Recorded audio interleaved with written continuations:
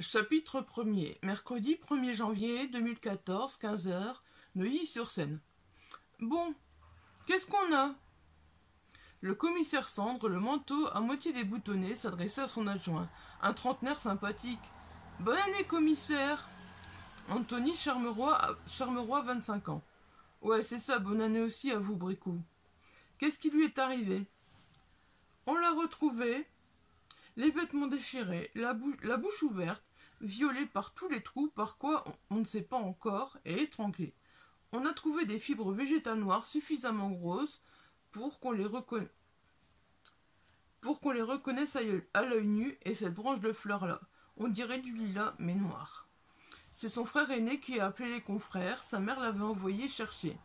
Il était en retard pour le sacro-saint repas de la nouvelle année. Le frangin est d'abord passé chez lui. Comme il ne répondait pas à l'interphone, il est monté. Il a les clés. Il a trouvé l'appart vide et la certitude que le gars n'y avait pas dormi la nuit précédente. Une histoire de maniaquerie sur les fringues, il vous expliquera.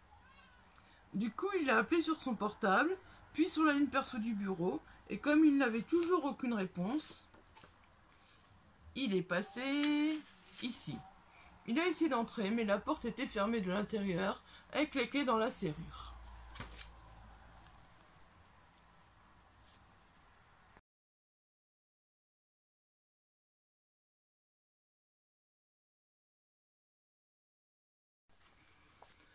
Bonjour les amis, donc pour cette reprise de chronique, on se retrouve avec Lilas Noir de Gemme, aux éditions Rivière Blanche. C'est un roman entre polar et thriller.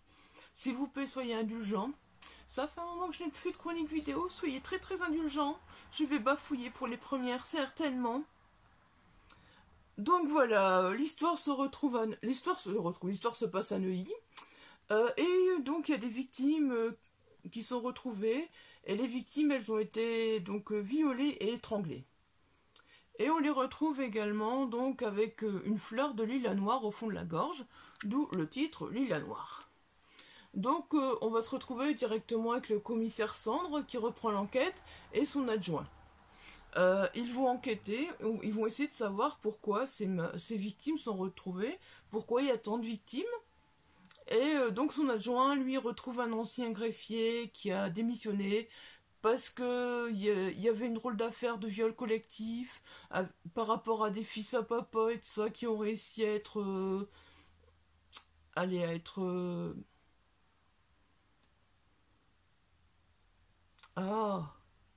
Ils ont réussi à être facilement acquittés, voilà, excusez-moi, je trouve plus mes mots, hein.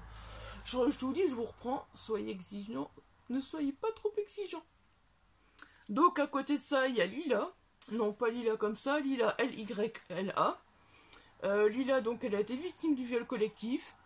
Et elle essaye de remonter la pente petit à petit. Et c'est vraiment un plaisir de voir l'évolution de Lila. Parce que, on se rend compte que, voilà, c'est du bonheur d'avoir évolué. Et donc on alterne entre... J'ai bien aimé alterner entre le commissaire et son adjoint, et Lila, voilà, et Lila et son environnement. J'ai vraiment bien aimé alterner entre les deux, parce qu'on se dit, tiens, pourquoi le commissaire s'intéresse à Lila, pourquoi d'un côté on a Lila, pourquoi d'un côté on a le commissaire, et alors on peut s'empêcher de tourner les pages, et se dire, mais tiens, vite, faut que j'arrive à la fin. Et alors vous voyez les chapitres, je vais vous montrer un chapitre. Les chapitres sont très très petits, vous voyez, c'est vraiment 2-3 pages à chaque fois. Et du coup, ça nous permet de tourner les pages assez vite. C'est assez addictif. Bon, après c'est classique, c'est ça qui m'a fait mettre un petit peu plus de temps à lire. Mais voilà, j'ai passé un bon moment. Je dirais pas que c'est un coup de cœur, mais j'ai passé un bon moment avec ce roman. Et je ne peux que vous le recommander si ça vous intéresse, ces histoires de victimes, et puis en même temps un petit peu de la mode. Si vous aimez bien les histoires entre les enquêtes et des personnages, voilà, n'hésitez pas, je vous le recommande. N'hésitez pas à vous laisser tenter par ce roman.